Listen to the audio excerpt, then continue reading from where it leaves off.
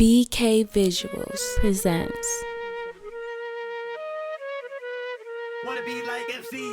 Let's go. Yo, what's up, everybody? Welcome to the Fresh and Fit podcast. It's your host, Just Train James, a.k.a. James in the name, Abrams the third. This clown done forgot his name trying to be all slick. A.K.A.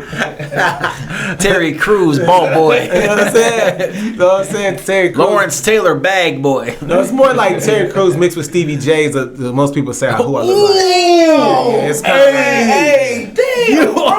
yeah. Man, hey, That ugly looking dude. Whatever. Just like, man, look like y'all be brothers, man. I understand. I get it all the time. I don't trip. It's okay, I get Borat. Damn. That's I've gotten Borat once. That's cool. That's cool. Yeah, I'm Chad, smoking cyclist. I already told you, bro. I hate the way the energy you bring because I don't know how to. Well, damn it, you just you and not me. You know what I'm saying? Let's go. I'm not you, bro. Turn the crowd noise on. Applaud for your boy. You know what I'm saying? Now we got our special guest, Boone. Daniel Atterbury, a.k.a. Boone. Yeah, in the building. I applaud myself. Yeah. Oh, you got the you got the special effects. Special effects on there. I thought I was going to hear it. No, we got the studio. Yeah, studio audience. Special effects going on. Okay. So guys, let's get into it, man.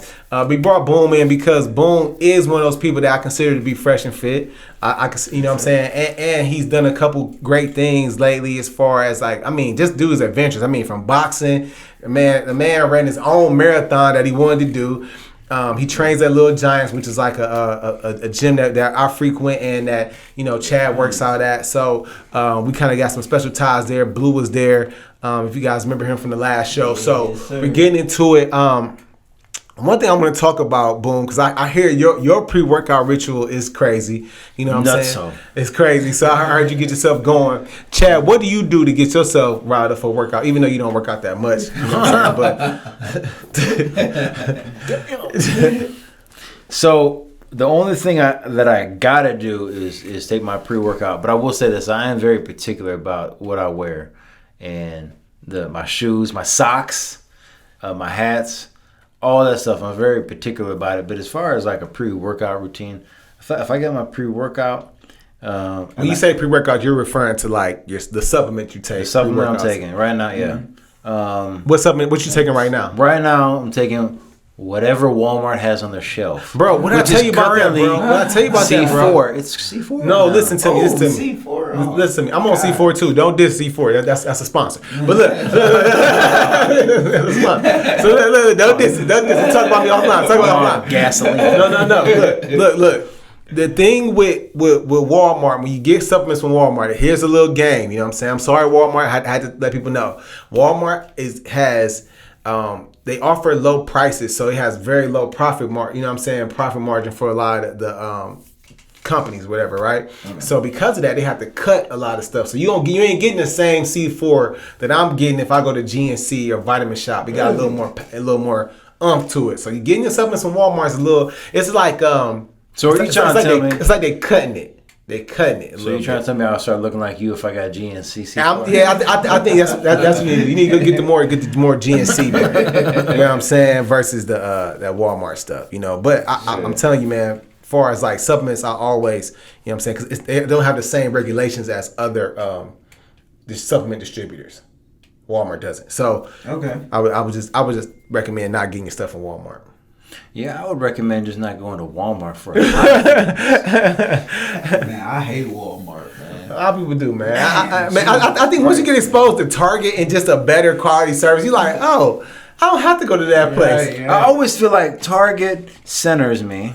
It kind of is almost enjoyable. When I go to Walmart, I feel anxiety. Yeah, I feel like I'm doing them a disservice by buying their stuff. Like, how dare you be here? Yeah. Target's not like Target wants you to stay. Yeah, for sure, and I feel good. I feel good in Target. But far as a pre-workout ritual, I know for me, I just got to make sure that I smell good. I got to make sure, like, I look in the mirror, I say some words of affirmation. Mm-hmm. I make sure my gear is tight. I got everything I need for that workout. I tend to, like, do some foam rolling, do some stretching. I probably try to warm up my core a little bit because a lot of things we do engages core, so I try to get that going.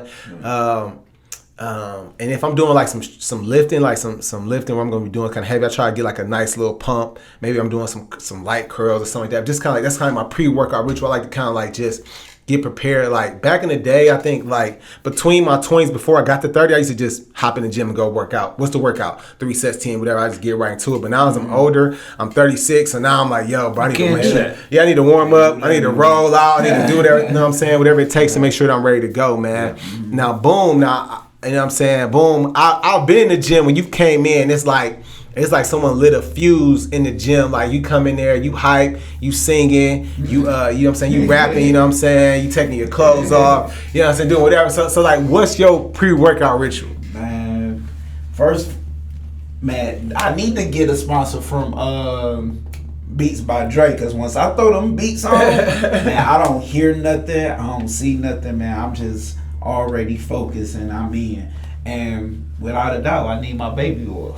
Let me tell you, I've partnered with this man before. One of the first times I realized that the baby oil thing wasn't just I thought it was a joke. Let me tell you, but he really be serious about his baby oil. You gotta have gloves on because we were sharing a dumbbell, and I'm about to chuck this thing at this dude. Like, man, I can't even hold on to the grip. Because it had baby oil all over the handle.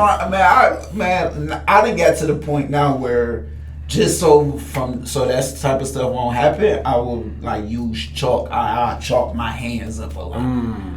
I put the hand sanitizer. I was about to say hand sanitizer mitigates that. It'll take some of it off, and then I chalk them up real good, just so I won't. Oil up the bar. Yeah, oil up the bar. I used to think he had just, when I got to the gym, he had already done like a half an hour workout already. Yeah, like, he was just he's already ready to go.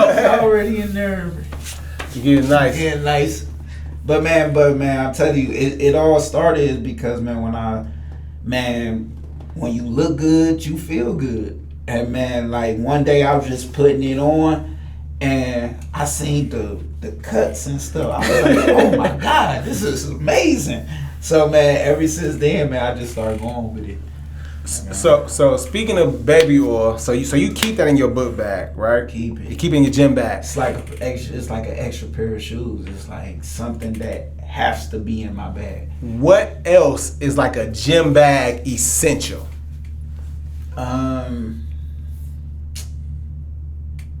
Jesus Christ. Besides the oil, man. Besides baby oil. A hat. Like I a hat. Okay. I love working out in hats, and I sweat a lot, so I always got to keep an extra shirt or something. Extra shirt. But man, that's pretty much about it, man. Yeah, I basically have a whole wardrobe in my bag. Yeah, and then I'm the same. If you looked in my bag, you would think it's either going to be 85 degrees or 20 degrees afterwards. You just never know. And I got my sandals. I got my prison sandals that everybody hates. I hate them sandals, Chad. Where you get them damn sandals from? I mean, I'm not gonna say the brand. Like you really got them from prison. Like they're recovery sandals. They're from a brand that works well for running shoes. Okay. They basically took the bottom of running shoes and made them into sandals, bro. Oh. Okay. And I don't care what anybody says. I like them. Do you think you can? I want them to work. No, you don't. No, they're not meant to be ran in. No, he said that it got like. So it's got the bottom, but the top is still the same as a slide. Okay. You're not gonna do this right now, bro. Yeah. You're not doing. I know what you're doing. Setting them up. But no, I got a whole wardrobe in my bag, man. It's necessary. I sweat. I don't know if anybody sweats as much. I'm close, bro. I sweat a lot. I don't know, man. I sweat a lot. Me, you, and Cleve, probably top 10 team all sweaty. Oh yeah. Hey. All sweaty. Team all sweaty team. All sweaty team.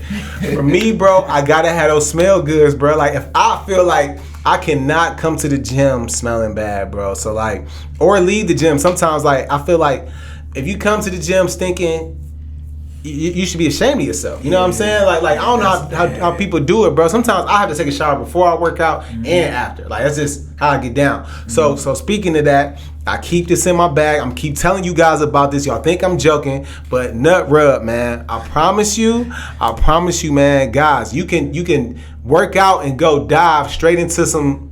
You know what I'm talking about. So you know what I'm saying, right after. Cause you gonna be that, you know what I'm saying? You gonna be that fresh. You gonna be that fresh, bro. It keeps them boys smelling nice and fresh, man. Sometimes I've worked out, having it on, I'll be doing a damn squat and the scent hit me in the nose. I'll be like, damn, I'm fresh. You know what I'm saying? Like, you know what I'm saying? Boy squatting getting teabagged by himself. Teabag on myself, just teabag. Like, oh my goodness, what in the world? Is potpourri in my drawers? I don't know. You know what I'm saying? But seriously, guys, the nut rub, I keep the deodorant in there.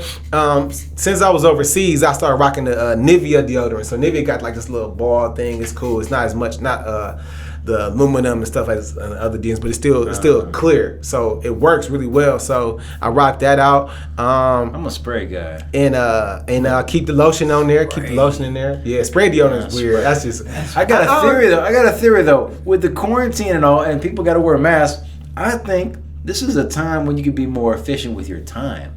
Because if you go in the gym, listen, hear me out. Okay. Whether you smell good or not, who knows? You got a mask on. You can still smell through that mask, though. I don't know. I haven't. You can still smell through that mask. I smell through that mask, but. And what kind of mask are you working out in? Well, I tend to work out only in like a bandana or something like that, but sometimes I wear the N95s or whatever, and I still can smell through that even more. Like to me, you smell. I'm more of a other powder guy though. Like powder, gel and spray really don't do much for me, man. I'll be walking around. The white, you want that white? That's what I'm saying. But you want them white balls in your arms. I always. Every time I see it, and in it, like if you put on a black shirt like this, it'll mess up your shirt. That always reminds me of high school basketball because all the guys, that's all we did. The shit that clumped up in your you don't want them clumps. That's why I don't like it, just because of them clumps and bread. Especially for you being part of Pop Top Posse, Posse. Like I'm surprised you even went that route, bro. It's part of the Greasy Goons, man. Pop Top Posse. So if y'all don't know what Pop Top Posse is, that means like no matter what, you taking that shirt off to work out. You know what I'm saying? You know what I'm saying? Flexing. That's what it is. So especially, man, if you do CrossFit, it's hard to CrossFit with clothes on. Period. Yeah, like I don't know, something about those Metcons that make you just like, man, take like the Metcon you can start with a full ass sweatsuit on, but by the time at the end of that Metcon, you've derobed yourself. You know what I'm saying? Like everything is off. Yeah, everything's off. I remember I had a client, basically a female client. We doing a workout. It got so hot in there, and she was working out so hard. She got down to her bra and panties. Bra, panty, and Metcons. So what happened next? Right. She finished working out. And then what happened? And then she finished working out, bro. You know what I'm saying? Psst, man, whatever. What he doesn't say is that James was already only had on socks. No, bro. No, none of that. No nerve. Hey, bro, no fraternizing over here. No fraternizing. I'm just kidding. James would never do that. Yeah. Boy, will you? James would never do that in America. I know. Okay. You are internationally known. Happily married. I'm good. I'm chilling. Nah, bro. But so those are definitely gym essentials. But so I know you did the workout thing. You do your thing on the workout. So you work out at Little Giants. You get it in. But one thing you did that inspired me, I can say, and that I noticed. And one of the reasons why I want to bring you on here is because you recently did a marathon that wasn't even on the calendar. Like it wasn't something that was like, oh, the Rite Aid marathon or some. You basically prepared yourself for a marathon. Can you give us a little bit of like background to like how did that happen? What made you do that? Man, I was going through a rough time in my life during that time, and man, Jesus Christ. Damn it, Chad, you said you checked it. He said part of the flimsy mic crew. Chad, you always messing up something, man. So hold that shit for a second.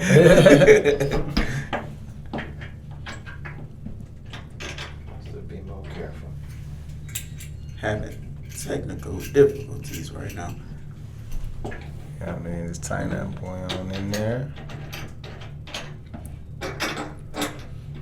biscuit. Right. Right. It's one of those joints where like you trip on the curb and you laugh and you're like, shit, let me pick my feet up before I do the same shit. Yeah. I done did that. My boy was getting to a special moment and he just blew it. Boy got attacked by a chocolatey Claire. Right, man. Let's bring it down, so my boy can hear it. So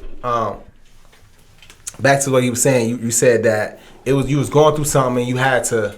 Yeah, man, I was going through some emotional, mental stuff at that time. Had just went through a little, as us men, man, I messed up in a relationship, man, going through that situation, man, and, I could have turned to everything else. I could have turned to drinking. I could have turned to smoking. I could have turned to even hoeing. I could have just went like, man, forget it, man. I'm just about to go screw Cleveland. But, man, I was like, man. Read this book, bro. Segue. Read this book, fellas. Look, Men Don't Heal, We Hoe. This is a good book to help you guys because like, as men, we go through these phases. When stuff happens, we don't discuss our feelings. We don't discuss this thing. So you see here that he at least turned it and went to a positive way. So you decided to go on a positive route about it. So that's major. Definitely, yeah, man. I was like, I'm telling you, man, I was running like 200 mile months, man. Like every day, 10, 12 miles a day. Like that ain't even no cap. I could pull out my Nike app right now and show you that, man. Like, bro, I was really putting that work in on the running side. And just one day, man, I was like, man, after watching all these little different run videos and stuff and watching people that did marathons, I was like, man, I want to run one. I was like, I want to run one, man. It was during the pandemic, so I know when nobody having none. So, man, I was just like, I want to do it. I don't care.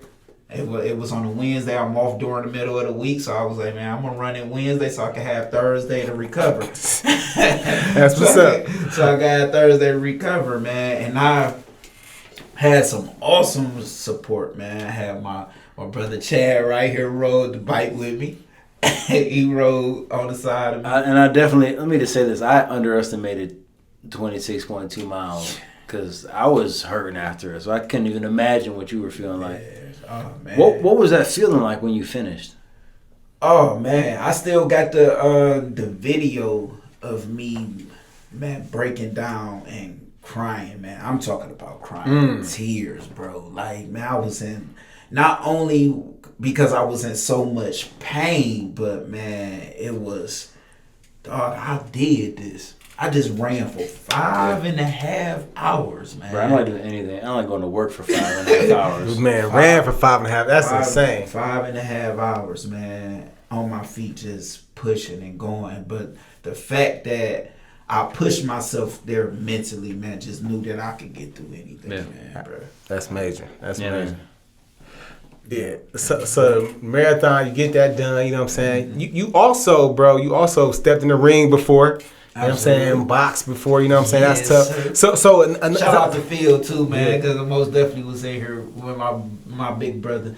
Most definitely put me down. but you know what I'm saying? Like Nate Robinson just got put down and people were talking about that or whatever. Yeah, but one thing about it though, bro, like going up to that fight, like I talked to you about this earlier. We talked about it off camera. I felt that you were preparing yourself for that fight. You know what I'm saying? Like you really took it serious. You were training for months. You got yourself ready. And I think you can explain it, but you didn't execute the same game plan when you got into the ring as you have been doing, had you been working on. So explain why did that happen? Man, it's most definitely a difference, man, between sparring and actually being in that arena with all these people, that real time, man, being around all these people. I'ma just be honest, man. I was terrified out of my mind, man. Like walking down the ramp, all these people, and man. And then, Phil, he come with a big entourage. He had like 30, 40 people with him. Yeah, so, of course. Seeing him walking, I'm just like, oh, man, what did I just get into, man? I only had, man, just my little giant crew, man. Like, it was only like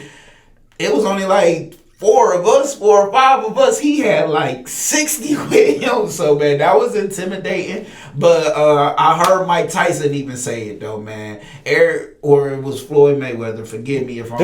It was Mike. But he was like, man, you got a game plan. Everybody got a plan until you get hit.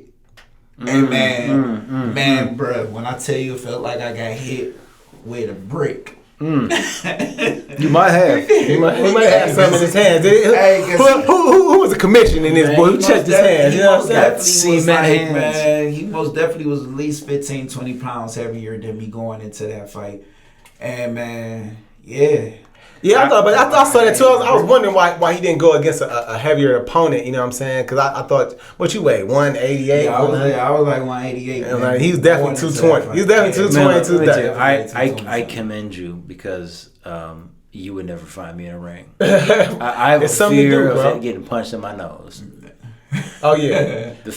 I've been pushing. We know. Big noses. We know. You both have big noses. So, we know you got hit by a ram. I got punched in the nose, and the first thing you gonna bleed, bro. The nose gonna bleed for sure. You know what I'm saying? And you gotta be willing to. And it's hard. Sometimes you can't blow your nose though, because if you blow your nose, especially if your shit broke, you know what I'm saying? Your eye gonna swell up. That sounds crazy, but your eye gonna swell up if you blow your nose. So you gotta just like, you know what I'm saying, get the blood out your nose and try your best to breathe. And then you gotta start breathing through your mouth. And then that's hard to do because somebody trying to punch you in your mouth and you trying to breathe out of it. It's hard to do, you know what I'm saying? So it's like, it's tough, man. It sounded like you started off trying to convince me to do it and then you went really south. No, I'm not trying to convince you. I'm just telling you, bro. I think you can do it, but I think, but I don't recommend, listen, like I did MMA for 2 years, you know what I'm saying? Just trying to build myself up, trying to learn, and honestly, kind of like similar for you when you did for the marathon.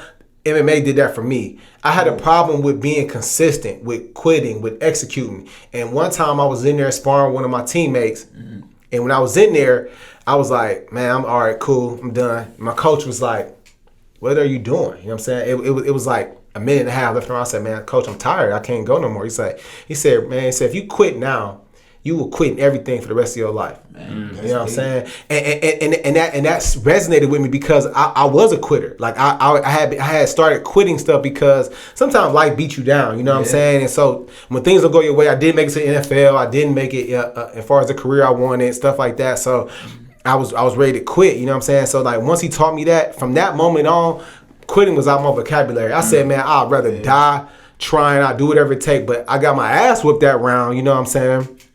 My ass with the rest of that round, but just going through that moment helped me develop my execution habit. Like now, because quitting is a habit. You know what I'm saying? Now I have a habit of execution. Like I get shit done. It's just period. It's how it goes. No matter what happens, gotta get that shit done. So it's similar. So I understand what you're talking about as far as the fighting. So I understand. So while everybody's talking shit about Nate Robinson and everything, it takes a lot of heart to get up in there. Hard to get up in there. I think Nate underestimated his opponent and didn't properly train. Absolutely. That's not what I think happened to you. I think you were training properly. I think, like you said, you got punched and they kind of threw your game plan off. You know what I'm saying?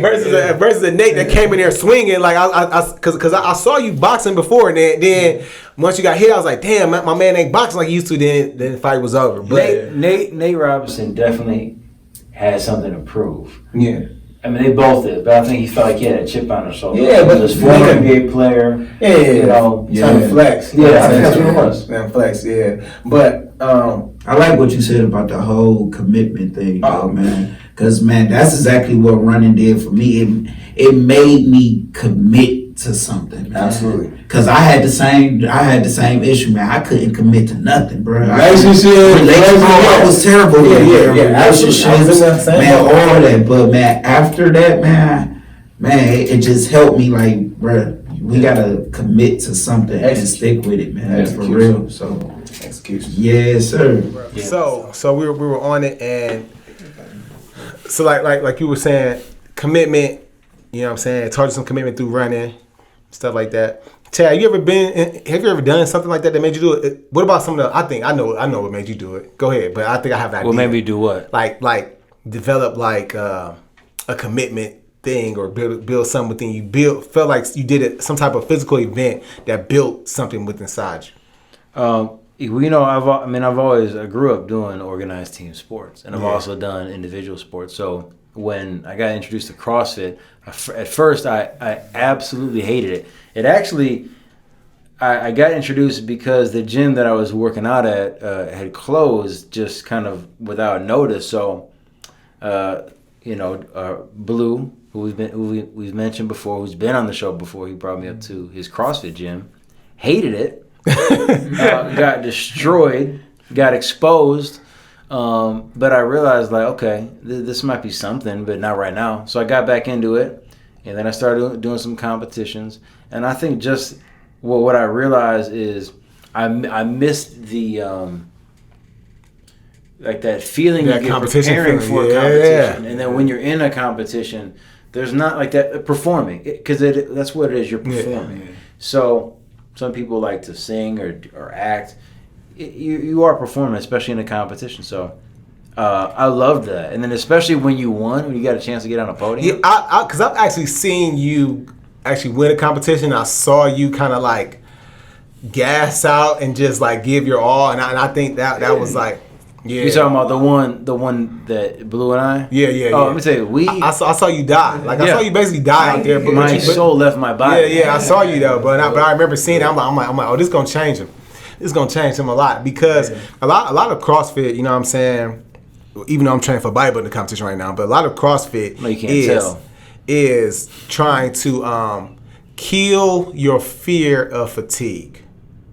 You know what I'm saying? It's trying to kill your fear of fatigue because the more in shape you are, the less like you are to fatigue, and then more things you're willing to put your body through because you trust yourself, you trust what you can do. So that's part of it, man. So I just applaud you, man. I applaud you too, Boone, for what you did, man. I think that's amazing. I was happy to see my boy Chad, especially for me. You know what I'm saying? You guys were training at my gym, so I love the fact that I was able to produce some winners, you know what I'm saying, in these local competitions. So I felt good, especially being an all-black CrossFit gym. Yeah. You know what I'm saying? Like that's dope in itself. It ain't all black. Well, it's pretty much all black. You don't take credit from me. Man, well, your wife is black, Chad, so you kind of get lumped in. All black plus one Arab. Plus one Arab, Lebanese, Sicilian, Italian, mixed combination over here. You know what I'm saying? So that's it, man. But so guys, man, make sure you guys check us out. Hit us up on the Fresh and Fit Pod on Instagram. Hit your boy up. I'm at Just Train James, and Chad is at Smoking Cyclist. You can hit us up. You can No G. Smoking Cyclist _. Also, you can hit us up at tfafpod@gmail.com. Send in videos, send in requests, send in anything you guys want to talk about, anything you have questions about as far as fitness related, anything you have freshness related. You know, even though Chad's supposed to be the fresher one, I was about to say, man, who the fresh one here? Come on, because you know who the fit one is, right? You know who the fit one. You obvious who the fit one is. Know who the fit one is. So it has to be Chad, but sometimes he be kind of creatine shoulders. But Chad be though, man. I appreciate you, bro. I appreciate you. So can I address an elephant in the room? Give you that, man. Can I address an elephant in the room? Right. Please do. James. No, but for real. Like that. No, but for real. Someone had asked us this when we first came up with the name Fresh and Fit. It wasn't it wasn't like a it wasn't like thing. Bert and Ernie or some weird shit. It was just we talk about fresh stuff, talk about fit stuff. Okay. Yeah. It just kind of it's just cool that we just play on that because Fresh and Fit. But Chad is pretty fit too. Chad has more fit hobbies than anybody I know. Oh, no question. A guy, man. He's definitely into fitness more than anybody I know. So it's all good. But Boom, thanks again for coming through, man. Oh, man. I appreciate y'all. Yeah. Thank y'all, man. Yeah. So guys, we out. Check us out iTunes. Check us out Apple Music. We might be on the radio station coming soon, guys. So keep listening, keep subscribing, share it, like, show it your friends, guys. Peace. We out. Yeah.